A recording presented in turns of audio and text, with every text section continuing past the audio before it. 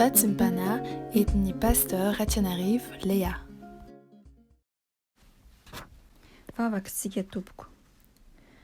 Misaotra anao izay Andriamanitra iray io noho ny nanomezanao an'i Jesosy Kristy Tompo ilay teny tonga nofo teto amin'izao tontolo izao. Misaotra anao indrindra satria mbola omenao fotoana izahay azahoanay mandre ny teninao amin'ny alalan'ny izao vatsim-panahy izao izay hoentiny ny mpiasanao sy ny mpanomponao. Ny teninao izay manome torolalana ho anay, manome fampianarana ho amin'ny fiainanay tsiraray avy. Ary ny lalanao dia arena sarobidy mitondra famindram-po sy fitahiana ho anay. Mankasitraka raha eo fa ny lalanao dia tsy tahaka ny lalan'olombelona izay tsy maintsy hoentinay tahaka ny zioka izay mitambezatra aminay. Fa mifanohitra amin'izany ny voalazanao manao hoe eto ny ziokako ka mianara amiko, fa malemy fanahy sady tsy miavona po aho dia hita fitsarina ho an'ny fanahinareo ianareo.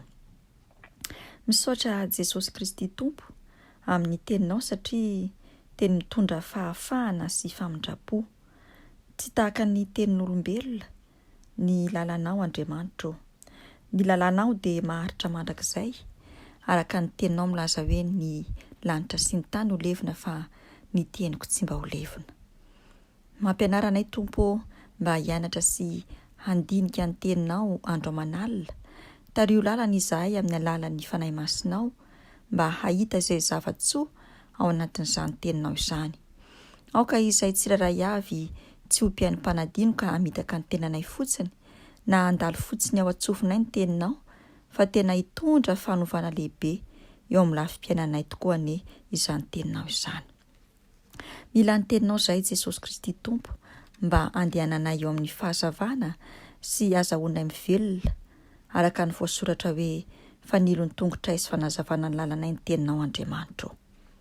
Omeo anay izay miandry izao vatsim-panahy izao ary ny fanahy ny fahendrena sy ny faharanita-tsaina mba hahafahanay mitondra tena tsara araka ny sitraponao ary koa hahatonga anay hitarika sy taona olona maro mba handeha koa amin'ny lalan'ny fahamarinanao. Dia mitenena Jesosy Kristy Tompo fa voninkaino anao izay mpanomponao, amin'ny anaranao Tompo malala ho no angatany isanaovana izany vavaka izany. Aleluia. Amen. Manonona ny fahasoavana sy ny fiadianana avy amin'Andriamanitra iray sy Jesosy Kristy Tompo ary ny fampiraisana avy amin'ny fanahy masina ho antsika tsiraray avy izay miaino izao vatsim-panahy izao. Ampitiavana mandrakariva sy ampifaliana no ahafahako miantrano ao tokantranontsika tsiraray avy amin'ny alalan'izao vatsim-panahy izao. Ny ten'Andriamanitra izay hanorenantsika ny vatsim-panahy dia ao amin'ny bokin'ny Genesis toko 7:20, andininy 2:10 sy ny 7:10. Genèse chapitre 28 verset 16 et 17. Fakina amin'ny anaran'i Jesosy. Ary Jakoba natsiaro tamin'ny torimaso ny tenanao hoe ato amin'ity fitoerana ity tokoa Jehova fa izaho no tsy mahalala. Endre matahotra ity fitoerana ity, tsy hafa ity fa tranon'Andriamanitra sy vavahadin'ny lanitra. Amen.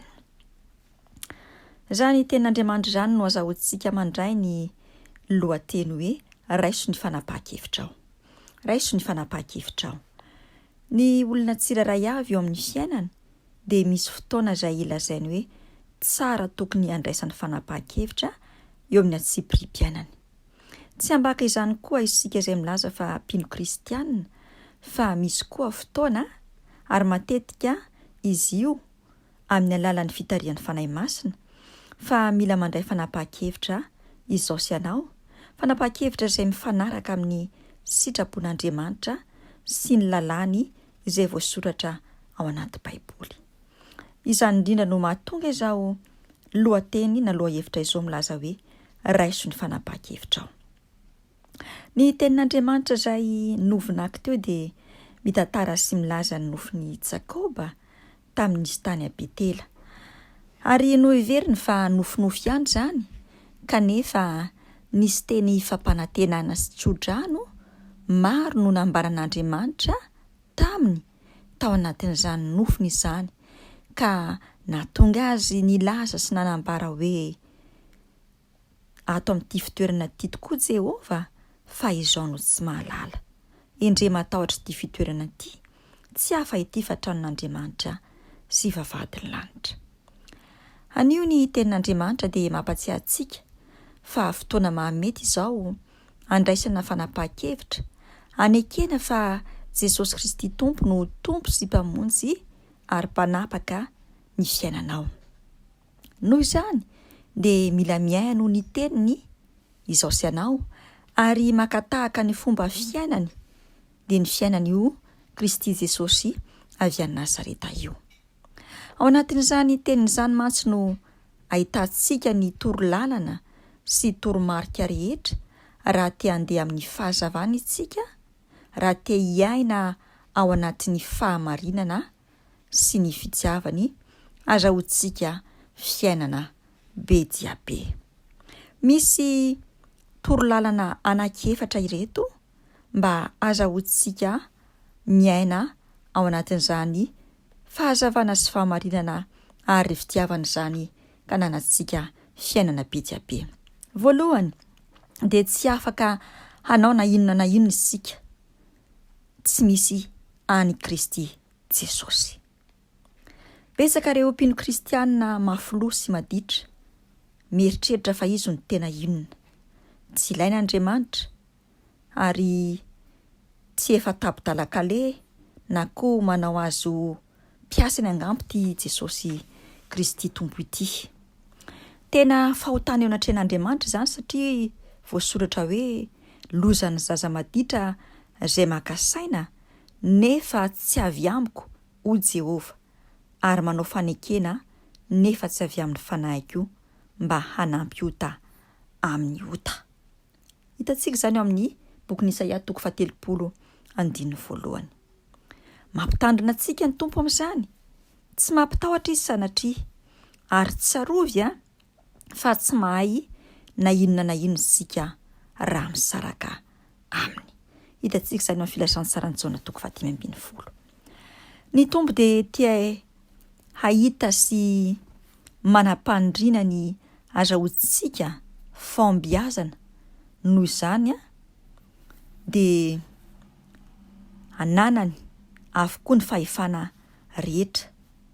Koa izany no anasany antsika tsirairay avy ny antany azy alohany andraisantsika fanapahan-kevitra.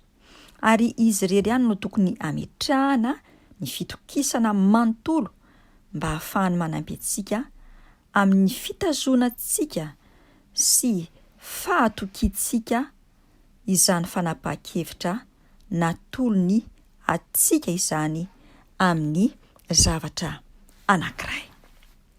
Faharoa, avelao Jesosy Kristy Tompo no ivo sy voalohany eo amin'ny fiainanao. Larina fahafiry eo amin'ny fiainanao na ny manodidina anao ireny larina misy an Jesosy.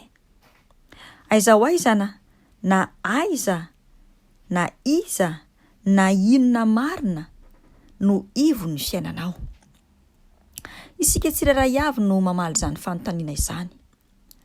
Fa i Joba dia nilaza mazava tsara araka ny voasoratra ao amin'ny Joba 2:20 ka hatramin'ny 20 mivaky toy izao amin'ny anaran'i Jesosy. Ariony amin'ny vovoka ny akoram-bolamena sy ny akoram-bolafotsy. Eny ariony amin'ny vato eny andohasandrika ny volamena avy any Ofira. Fa ny tsy toa no akoram-bolamenanao sy akoram-bolafotsinao, ary ho volafotsy mamirapiratra ao anao. Fa amin'izany dia ravoravo amin'ny tsy toa ianao ka hanandratra ny tavanao amin'Andriamanitra. Raha mifona aminy ianao dia iaino anao izy, ary ny voadinao dia efainao. Ary raha misy kasainao atao dia ho tanterahany aminao ary amirapiratra amin'ny lalanao ny mazava. Amen. Noho izany dia apetrao amin'ny larina voalohany Andriamanitra. Aoka izy no ivo ny fiainantsika manontolo, na tsika na tomany izany. Dia ho hitantsika ny lalana tokony ale izay tarihin' ilay fahazavana, ary dia androso avokoa ny lafim-piainantsika amin'ny atsipiriany tahaka ny voalazany Joba teo. Fahatelo dia mitsangana ary miasa. Mitsangana ary miasa. Nehemia dia nahazo tsindrimandry tamin'Andriamanitra ka nilaza sy nanambara hoe dia nambarako azy ny tanan'Andriamanitra izay nahasoa ahy, ary ny tenin'ny mpanjaka koa izay nolazainy tamiko. Ary hoy izy, eny, aoka ary isika hitsangana ka handrafitra azy. Koa dia nampaherin'ny tanany hanao izany asa izany, ary asa soa izany izy. Hitantsika izany amin'ny boky Nehemia toko 2 andininy 9-10. Aoka ny tsiraray ary izay milaza fa kristianina ho matitra sy ho feno loyauté ozy ny fiteny vahiny amin'ny fandraisana anjara amin'ny fananganana ny fanjakan'Andriamanitra ety ambonin'ny tany. Ary anjarantsika tsiraray avy ny mampiseho fa olona mahatoky isika amin'ny alalan'ny fiainam-bavaka eo amin'ny lafim-piainantsika ka hatonga ny tsiraray avy ho vavolombelona. Ny fandraisana ao anjara mavitrika amin'ny asan'Andriamanitra rehetra eo anivon'ny sazay nasain'ny Kristy Jesosy anomponao no anataterahanao izany rehetra izany. Ary ny fahaefatra farany, mahareta. Betsaka ny milaza rehefa misy zavatra iray atao dia miteny hoe, hoy izy ny fiteny vahiny hoe c'est l'intention qui compte. Araka ny fomba fiteny mahazatra io. Ary dia mandeha ohatran'ny rano alatsaka amin'ny pompy izay mandeha. Kanefa raha te anao na anatanteraka fikasana na fanindriana na fandarana asa iray sika ka tiatsika ho fantatra hoe sitrapon'Andriamanitra ve io, na tiatsika koa hoe eken'Andriamanitra angamba ny fikasantsika, dia tsy ampivelively ny finiavana na ny intention, fa tsy maintsy volena sy angatahana amin'ny alalan'ny fanahy masina ny faharetana amin'izany. Amin'ny alalan'io faharetantsika io no ahafantarana marina izay sitrapon'Andriamanitra amin'ny zavatra iray. Ary izay no mahatonga ny fanomboana izany amin'ny alalan'ny torolalana sy ny toromarika avy amin'ny Jesosy Kristy Tompo. Dia hainga avy hatrany ny fototra, hitsangana ny rindrina, hitatra ny fanjakan'Andriamanitra, ary hialehibehy ny tranon'Andriamanitra.